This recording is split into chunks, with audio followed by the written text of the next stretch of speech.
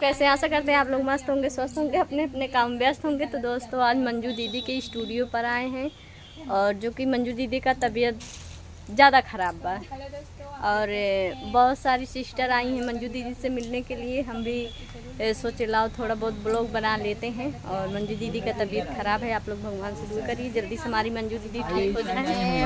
और यहाँ पे झगड़ालू भाई हैं, ये देखो बहुत ज़्यादा झगड़ालू हैं।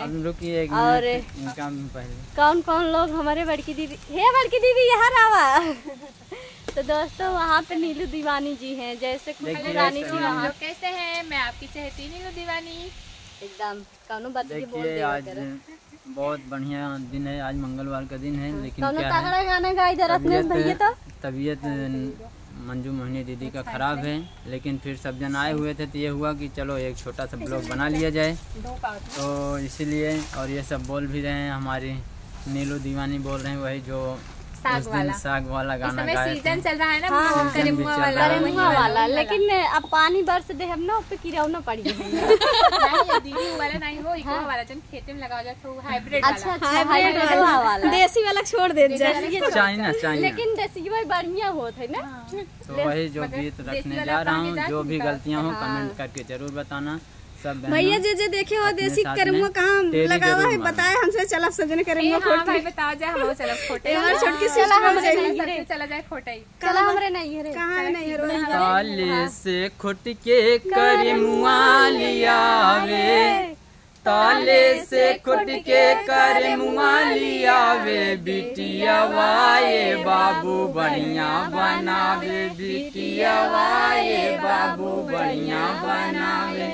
मरचा या लहसुन के छौंका लगावे, मरचा या लहसुन के छौंका लगावे, बिटिया वाये बाबू बढ़िया बनावे, बिटिया वाये बाबू बढ़िया बनावे।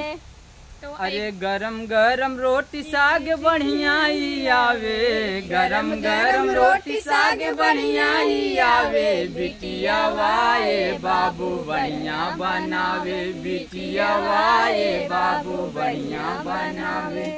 यही से कन्यादान देते रोवाई आवे, यही से कन्यादान देते रोवाई आवे, बिटिया वाये बाबू बढ़िया बनावे, बिटिया वाये बाबू बढ़िया बनावे।